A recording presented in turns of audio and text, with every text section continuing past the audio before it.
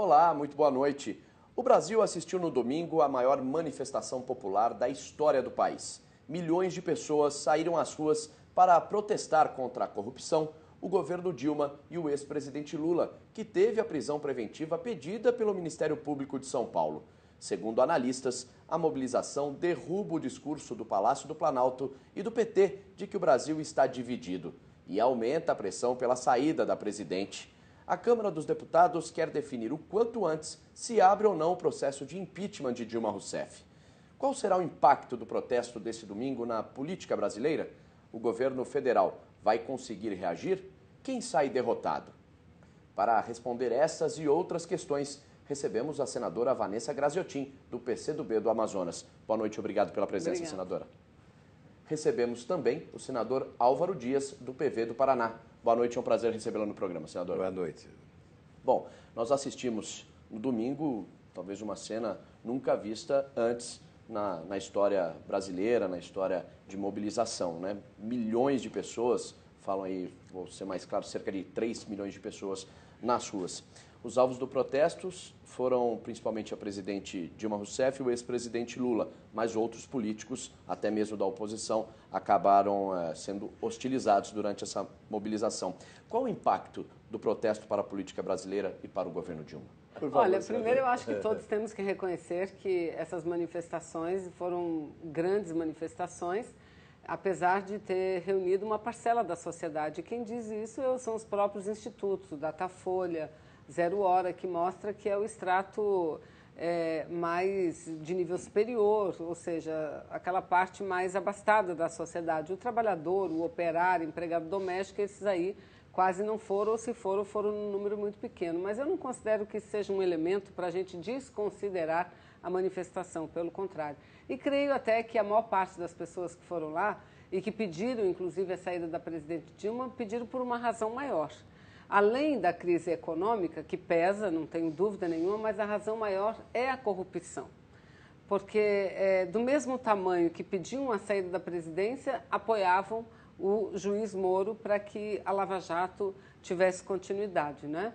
Eu me preocupo muito porque não é bem, eu sinto que no meio político não é bem esse o sentimento. Ninguém está querendo tirar a presidente Dilma por causa da corrupção, né? Porque não é ela que está envolvida, pelo contrário, se você olhar as ações que tem contra ela no Conselho de Ética da Câmara dos Deputados, nenhuma delas fala de corrupção. Ele fala das pedaladas, fala de um decreto, ou seja, razões que nós não consideramos suficientes e nem constitucionais para justificar o impeachment da presidência, não é? Então, acho que, em primeiro lugar, a gente tem que entender que a situação é grave, aliás, ela vem se agravando, a gente fala que é grave já há muito tempo, porque é uma conexão de problemas, o problema da economia com o problema da política, com o problema da ética. E a ética, essa análise, esse trabalho desenvolvido pelo Ministério Público e Polícia Federal, que tem muitas ramificações. Ele pega a gente da situação e pega a gente de oposição também, não é? Então, eu creio que a gente precisa, e a gente que eu me refiro a quem? São os agentes públicos, precisam sentar, pactuar, mas para valer, um projeto e tentar sair da crise. Mostrar para a sociedade, deixar que a Lava Jato continue trabalhando. Porque eu percebo que nunca na história do nosso país a gente teve uma investigação tão longa e sem haver interferência do Poder Executivo. Então, eu até acho que para preservar a investigação da Lava Jato, se você criar um tumulto na política, você pode prejudicar a investigação em curso. Senador Álvaro Dias, qual o impacto da manifestação para a política, para o governo Dilma? O senhor concorda com a senadora Vanessa Graziotin? Depois da força com que a população falou ontem, né, nas ruas, nas praças, nas avenidas, fica difícil qualquer avaliação que se possa fazer. Falar agora, depois do que falou o povo, é muito complexo. Mas nós temos que procurar fazer a leitura a mais correta possível, né, a mais próxima da realidade. Eu estive na manifestação aqui em Brasília, né, e senti de perto que o que a população deseja é uma mudança radical do modelo que é corrupto e incompetente, um modelo que faliu, que fracassou. e tornou-se suprapartidário, porque ele foi clonado e foi transferido a alguns estados e municípios. É por isso que o protesto é abrangente nas ruas. Mas, em primeiro lugar, o protesto foi contra a corrupção. Aliás, eu discordo dessa pesquisa, não sei onde foi feita, porque aqui, nas ruas de Brasília, eu vi gente de todos os segmentos sociais, né? Trabalhadores, estudantes, profissionais liberais, empresários, a população presente, né? E a reivindicação maior é o combate implacável à corrupção, é a rejeição à corrupção. A população deseja um governo e um modelo político onde corrupção e impunidade não seja regra, porque hoje se estabeleceu como regra a corrupção e a impunidade. Durante algum tempo, houve a banalização da corrupção, as pessoas não se surpreendiam mais, não sofriam com o impacto dos grandes escândalos, mas agora tem a exata percepção de que a corrupção é a causa dos principais problemas que afetam as suas famílias. A gente percebeu ontem, até conversando com alguns auxiliares da presidência, de que o Palácio do Planalto não esperava uma manifestação do tamanho que foi. Esperava uma manifestação grande, mas não da quantidade de gente que saiu às ruas. Surpreendeu também os senhores esse volume de gente? Eu sabia que ia ser grande, né? Mesmo porque hoje, na era da tecnologia e da ligação em tempo real, eu participo de muitos grupos, de WhatsApp, por exemplo, e alguns grupos que não têm absolutamente nada a ver com política, não é? Médicos, odontólogos, engenheiros, professores universitários, enfim, e do Brasil inteiro. E esses grupos já estavam muito mobilizados, né? Então é óbvio que foi uma manifestação de muita estrutura, principalmente em São Paulo, né? O que eu mais vi foi em São Paulo, muita estrutura, venda, material produzido, sendo vendido, sendo dado de tudo que era jeito, a Fiesp muito bem enfeitada, não é? Então eu sabia que ia ser grande. Eu tinha dúvida se achava que ela não seria maior que 2013. Eu achava isso, só que ela não seria que foi a maior que teve em 2013. E aí, quando o senador levanta, senador Álvaro, que o povo quer uma mudança, mas desde 2013 está dizendo isso para o Congresso. E a gente conseguiu operar muito pouco de mudanças, né? Nós não vamos ter financiamento empresarial na próxima campanha, não por uma decisão do Parlamento, apesar de que nós, no Senado Federal, votamos. A Câmara foi que rejeitou, mas por uma decisão do Poder Judiciário. A reforma política que a gente fez foi uma reforma, assim, pífia, né? Pífia. Então, nós não temos conseguido dar a saída à população disso, eu tenho a convicção absoluta. Agora, em relação aos dados que eu aqui dei, é do Datafolha, é só olhar o Datafolha, é só olhar o Instituto Zero Hora. Mas eu já disse, eu acho que isso não deve ser o ponto central para a gente. O que me preocupa muito é porque na próxima sexta-feira a gente deve ter novas manifestações. Eu creio que não serão tão grandes, mesmo porque é uma sexta-feira, num horário de trabalho. É uma mas manifestação serão pró-governo, né? Exatamente, né? E eu temo que a gente passe a viver um momento de conflito grave. O governo deveria fazer a sua manifestação no feriado e não Mas não no dia é do de governo, trabalho. não tem nada a ver. É das forças ligadas ao governo, né? Ô, senador. É o corporativismo, é o sindicato, as associações. Olha, exatamente aí utilizam-se do dia de trabalho porque porque facilita a mobilização. Porque o governador Geraldo Alckmin fez catraca aberta. Então, isso ajudou muito. O metrô em São Paulo, no último domingo, foi gratuito. Isso é passível até, eu entendo. Eu acho que as grandes manifestações... Isso é passível até de uma representação no Poder Judiciário, porque nada é de graça. Então, houve sim, não é? Quem fala muito, houve sim um aporte de recursos públicos, porque as catracas eram abertas. Então, não é o governo que está programando a manifestação para o próximo dia 18. Quem está programando são as entidades sindicais, são entidades populares, várias pessoas. As forças que apoiam o então, governo. Então, eu acho que a gente precisava dialogar. E estou achando que essa questão do impeachment está sendo banalizado. Sabe por quê? Porque hoje em dia, qual é o argumento? Inclusive, repetido muito nos meios de comunicação. A presidenta é desgastada, a crise política está aumentando, ela não tem mais apoio popular, por isso ela não pode ficar. Mas isso não é a razão constitucional, eu acho não é a razão constitucional. O que a população falou ontem joga uma forte pressão sobre o Congresso. Tem que superar o impasse do impeachment, deliberando sobre ele, a favor ou contra, mas tem que deliberar. Essa indefinição é o que de pior existe para o país. Mas eu considero mais importante ainda, porque a pesquisa revelou isso, na Avenida Paulista, 78,4% deseja a realização de novas eleições. Isso implica no julgamento das ações de qual instituto que se encontram... Datafolha. É a mesma que falou do extrato social, que o senhor disse que não sabia. O Datafolha aponta que 78,4% deseja novas eleições. Isso está entregue ao TSE. Há uma ação de cassação dos 2 mandatos, da presidente e do vice-presidente, como decorrência de crimes praticados durante a campanha eleitoral.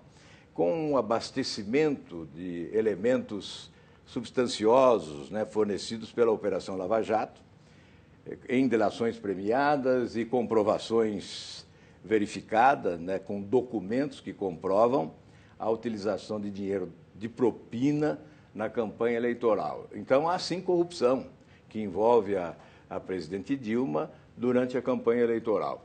Eu considero esta uma solução mais ampla, né, que levaria o país a realizar novas eleições. Mas essa saída foge do Congresso, foge do poder do Congresso, porque é algo que vem sendo debatido no Tribunal Superior Eleitoral, no TSE. Eu ia perguntar isso, como reagir? No TSE. Aí, veja, quando eu digo que está banalizando, é porque eles querem apear a presidente de qualquer jeito. A razão é o que menos importa. É a população, né, que quer. Não, a população eu acho até que foi a rua a apoiar. Eu até gostaria, que, se fosse oportunista, se eu fosse oportunista como oposição, eu gostaria, né, eu teria que defender a permanência da presidente até 2018. Porque aí nós teríamos o PT e os partidos aliados no fundo do poço definitivamente. Então, mas o povo quer a antecipação mas desse eu acho processo. que muito mais importante porque a população já não aguenta mais, não suporta mais. Zelarmos pela ordem, zelarmos pelo Estado de Direito. Nós estamos correndo o risco de voltarmos a viver 64. Porque quando você diz tirar a presidente, por quê? Por essas razões que eu estou falando. Por essas razões. Então, ontem eu ouvi muito comentário dizendo o seguinte, no TSE vai demorar muito, o impeachment é mais rápido, então vamos tirar. Mas qual é o crime que ela cometeu que é levantado nas representações? Que, diga-se de passagem, foi apresentada, reapresentada, pedalada de 2014, pedalada de 2015, um decreto, ou seja, não tem nada disso. Porque se houve problema na campanha da Dilma, quem abasteceu a campanha dela foram os mesmos que abasteceram a campanha do que foi derrotado, o senador Aécio Neves. Foram os mesmos. Então, eu acho que para haver imparcialidade, aí tem que haver, sim, uma investigação profunda nas duas, não é? Mas, enfim, então, a minha preocupação é essa, de a gente passar por cima da lei. Parece que nós estamos repetindo o ano de 1964. E se você reparar, as rupturas no Estado Democrático de Direito, elas se dão exatamente com a bandeira da corrupção. Então, o povo ontem foi para a rua porque quer acabar com a corrupção. Atacou a presidente Dilma porque acha que ela é a culpada de tudo, não é? Então, e não é. A população precisa saber que o processo que é movido contra ela no Congresso não tem nada a ver com corrupção. Absolutamente nada a ver com corrupção. Então, nós temos que, dentro dos marcos da legalidade, buscarmos a saída, porque, do contrário, quem vai sofrer muito é a população, porque o desemprego está crescendo. Não é? O problema das empresas, o problema dos trabalhadores é crescente. É isso que nós temos que resolver. Só fala em relação, em relação à corrupção, eu repito, em relação à corrupção, tem que deixar a Lava Jato continuar investigando. Aliás, não é só a Lava Jato, o São Paulo também. Eles teriam que ser punidos, está aí a Alstom, os trens que já foram. Por isso que ontem você mesmo começou falando. Ontem quem botou a cara lá em São Paulo foi vaiada do mesmo jeito, né? O que eu quero contestar é essa história de tirar a presidente. Não é tão simples assim. É democrático. A população que elege tem o direito, constitucionalmente e, portanto, democraticamente, isso não é golpe, de retirar do poder quem elegeu, desde que os pressupostos básicos existam, e eles estão presentes, não é? Tanto na ação que propõe o impeachment e, principalmente, na ação que está no TSE, e que pode ser julgada, assim, rapidamente, porque já está lá há um bom tempo, e o material de prova robusto, né, já foi fornecido pela Operação Lava Jato, que revelou crimes estarrecedores, que justificam, sim, cometidos à sombra do Palácio do Planalto, esses crimes. E, portanto, há justificativa sobrando para a cassação do mandato, tanto da presidente quanto do vice-presidente. Eu não estou aqui manifestando uma vontade pessoal, eu estou manifestando aqui uma vontade coletiva. As pesquisas indicam essa multidão que foi para a rua não foi à toa. Somente uma causa histórica embalaria multidões a comparecer numa manifestação como essa, não num dia de trabalho, mas no feriado, no domingo, no dia do descanso. E é nesse dia que deveriam fazer a manifestação a favor do governo. É no feriado, é no domingo. Não é retirando estudante da aula, professor da escola, retirando trabalhador do trabalho, que se faz uma manifestação de protesto ou de apoio. E nem vai acontecer isso, é impossível. Como já aconteceu nas outras. E muito menos ter catraca aberta de metrô e portas abertas de ônibus, né, que é o caso que teve em São Paulo. Agora, eu queria... Mas se houve catraca aberta, eu não sei se houve, preciso que se tome uma providência. É um direito que tem de tomar uma providência. Os dois lados têm o direito, exatamente, né? Tanto de quem protesta quanto de quem está sendo ou atacado ou sendo alvo da manifestação. Eu creio que a busca da justiça é essencial. E, aliás, o que reanima o povo brasileiro, e por isso ele vai para as ruas, é verificar que instituições como o Ministério Público, Polícia Federal e a Justiça Federal, especialmente o juiz Sérgio Moro, estão reabilitando a esperança de que a justiça pode derrotar a impunidade e que ela é para todos. Aquele conceito arraigado na sociedade brasileira que provocava indignação de que a justiça é só para o pobre, esse conceito está sendo substituído. E a justiça é para todos, leva até um presidente da República, a ex-presidente da República, a depor, e tem que ser dessa forma. Empresários, empreiteiros na cadeia, banqueiro na cadeia, marqueteiro na cadeia, assim deve ser a justiça.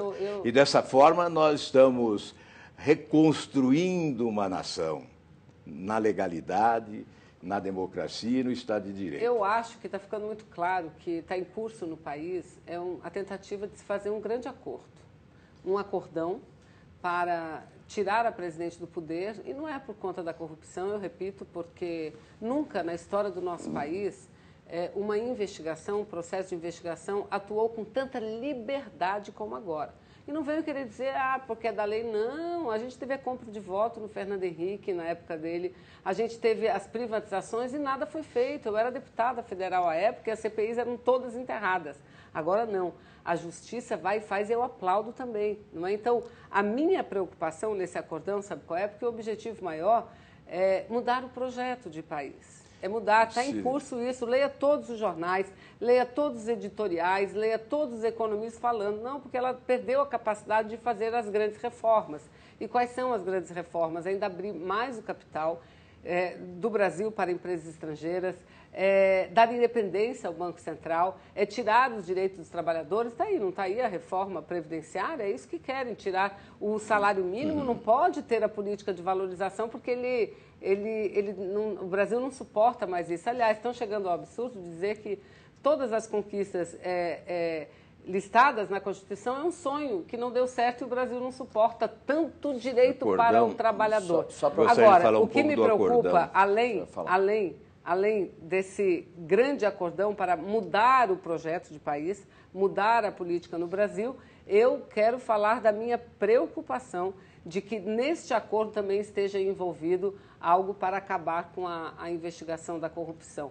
Porque a gente sabe que tem muita informação lá. Até agora, só um lado foi divulgado. E o outro lado que tem que ser divulgado. Então, também pode haver um grande acordão para dizer, olha, fomos até aqui, aqui parou, vamos trazer a paz e ninguém mais vai ser denunciado, ninguém mais vai ser investigado. Isso é possível. Isso também já fez parte da história passada e recente do nosso país. Só para pontuar a reforma da Previdência, muitos petistas são contra a reforma. Não, eu sou contra também, mas é um claro, projeto e é do isso que eles criticam, que a presidente Dilma não tem tido condições de fazer as reformas que eles querem. Olha, a questão do acordão colocado pela pela Vanessa, eu desconheço, mas se ele existir, eu vou combater. Muito bem. Eu não concordo com acordão algum, com acordo, acordinho, acordão.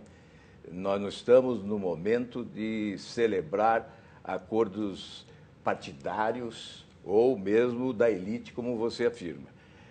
O nosso acordo é só com a sociedade, o que ela deseja. Eu não creio que a Operação Lava Jato recue, porque independe dos partidos políticos, do governo ou da oposição. A Operação Lava Jato só depende de instituições que estão consagradas hoje na opinião pública. São essas instituições, pela reabilitação da esperança, que levam multidões às ruas para apoiar Sérgio Moro, para apoiar a força-tarefa da Operação Lava Jato, o Ministério Público e a Polícia Federal. Então, são instituições independentes. E louve-se a ousadia e a coragem. Sempre foram independentes. Hoje se apresentam com mais coragem do que no passado. Mas nós estamos aqui para debater o presente e o futuro. O passado passou, se não houve a mesma ousadia de investigação à época, que ocorra agora. Acho que todos nós devemos defender essas instituições, defender a Operação Lava Jato, valorizar. Eu tenho dito, inclusive, que não nos cabe agora, como políticos, senadores, parlamentares, investigar coisa alguma. A nossa fase de investigação, a investigação política, teve o seu tempo. Nós procuramos fazê-la, né? Alguns fizemos investigação. Propusemos CPIs, auditorias, requerimentos de informações, representações ao Procurador-Geral da República, recorremos até ao Supremo em determinados momentos. Mas essa fase passou, agora é a investigação judiciária e nós temos que valorizar e apoiar essas instituições que estão hoje, repito, reabilitando as esperanças do povo brasileiro. Eu só tenho um reparo nessa questão da Operação Lava Jato, que aliás também não é meu. Eu me baseio e presto muita atenção no que falam os juristas, os ministros do Supremo, não é? Eu repito, eu acho que nunca a gente viveu na história do país, o senador mesmo concorda, onde Polícia Federal e Ministério Público tiveram tanta liberdade, tanta coragem de ir a fundo numa investigação. Quando a gente imaginaria de ter um presidente da maior empresa de construção do Brasil na cadeia e condenado já? Isso seria inimaginável há alguns anos atrás. Então é importante não ter a dúvida. Não só Lava Jato, como nas Zelotes também, várias exatamente. operações. Agora, muito cuidado com os procedimentos. Também, quando você banaliza e você passa por cima, você corre um risco muito grande. Um risco muito grande. O que aconteceu com o presidente Lula na sexta-feira anterior? O que foi? Ele foi levado coercitivamente. Mas só se leva alguém, a gente já foi de CPI, a gente convoca a gente na CPI também, a gente traz, como diz o ministro Marco Aurélio, debaixo de vara, quando o cara não vem. Quando a pessoa é convocada e não vem. Se ela vem, não tem porquê, mas ele não foi convocado. Não foi convocado. Aí levaram ele para depor no aeroporto, uma coisa assim muito estranha, uma coisa muito esquisita. Tanto que o próprio ministro Marco Aurélio se levantou um conjunto de procuradores, de advogados, de juristas houve muitas críticas, a criticar, né, exatamente, do exagero. Mas eu defendo e do tenho exagero, razões para entendeu? defender. Aí a desculpa que eles deram, o próprio juiz. Qual foi a desculpa? Porque era para não criar tumulto. Era para não ficar sabendo, era para a proteção. E alguém Na verdade, perguntou Vanessa, se ele queria proteção. Se você me permitir, claro. Eu defendi a ação do Ministério Público exatamente porque nós estamos substituindo o conceito de justiça, que é igual para todos. Se há pobre, gente modesta, sendo conduzida coercitivamente... Mas está errado também. Se há... Olha, os fatos relatados e os argumentos utilizados pelo Ministério Público justificariam a condição coercitiva de qualquer cidadão. E por que não pode justificar a condição coercitiva do presidente? Não. Por quê? A coercitiva só tem uma justificativa. Se ela se negou, exatamente, se é isso que eu quero dizer. Se ele se negou, ele vai à força. Se você me permitir, eu quero dizer isso, exatamente isso. O Ministério Público, através da Força Tarefa, relatou que o ex-presidente estava procurando empurrar a sua convocação para depor. estava, na verdade, se recusando, com duas ações. Uma em São Paulo, junto ao procurador, alegando que já teria apresentado seus argumentos de defesa por escrito. Mas isso era na outra investigação. Que não deve existir esse privilégio. Na outra investigação, senador. Essa é a justificativa para a condução coercitiva. É outra. E junto ao Supremo, uma ação que procurava definir a autoridade e competência para a investigação. Ou seja, para quem está nos ouvindo entender. Manobras. Para quem está nos ouvindo entender. Deixa eu só concluir. Manobras do ex-presidente e dos seus advogados, expedientes protelatórios, visando evitar o depoimento à Polícia Federal. É por isso que houve a condução coercitiva. Nem o juiz Moro, nem só o juiz concluir, Moro, só para concluir, no final do nem programa. o juiz Moro justificou isso que o senador está justificando, nem o juiz Moro. Mas esse é o argumento. O único argumento que ele botou... O juiz Moro tem muito trabalho. O único argumento que ele colocou foi esse, para a proteção do presidente. E veja, o que ele questionou junto ao Supremo, que ainda falta uma decisão definitiva, é que a competência, porque dois processos iguais estão tramitando na Justiça Federal com o juiz Sérgio Moro em Curitiba e o outro em São Paulo. Tanto que a prisão, que logo veio depois, a pedido de prisão preventiva, foi para uma juíza do estado de São Paulo. Foram sabe qual foi a decisão que ela acabou de tomar, senador? Acabou de sair na imprensa agora, ela devolveu para o juiz Sérgio Moro, porque não pode. Então ela deu para lá, você está vendo? Então ele nunca foi convocado. Se ele nunca foi convocado, ele nunca pode ter se negado a depor. Pelo contrário, com o processo do juiz Sérgio Moro, já havia, segundo o próprio presidente, 3 depoimentos. Para a gente concluir. Ele foi convocado várias vezes e, inclusive, conseguiu da Justiça não ir depor em determinado momento. No outro processo de São Paulo, que não tem nada a ver com esse agora, chegando Moro. nas mãos do Sérgio Moro, acho que toda a investigação contra esse presidente... Que a juíza encaminhou para lá. Encaminhou a juíza de São Paulo, da quarta vara. Como ele não estava tentando protelar nada, que agora porque o próprio Poder Judiciário tomou essa iniciativa. Nós vamos ver onde vai chegar essa investigação. Mas como a gente estava falando de manifestação, só para encerrar, eu queria agradecer muito a presença dos senhores. A gente espera também reação não só do governo diante das manifestações, mas de representantes como os senhores, uns bons representantes lá no Congresso Nacional, no Senado, essa reação para ver se a gente muda alguma coisa. Queria agradecer muito a presença do senhor novamente, senador Álvaro Dias. Obrigado. Viu? Muito obrigado. É um momento importante da vida nacional, uma fase de transição. E é bom ver a população se interessando por política, discutindo política, se manifestando, protestando, reivindicando. Assim nasce um novo Brasil. Obrigado, senadora Vanessa Graziotin. Uma ótima noite para a senhora. Muito obrigada. Bom, e o Debate Brasil termina aqui, mas na semana que vem tem mais discussão do seu interesse. Você pode deixar sua sugestão e opinião na nossa página na internet, www.redetv.com.br/Debate Brasil. Obrigado pela sua companhia. Até o próximo programa.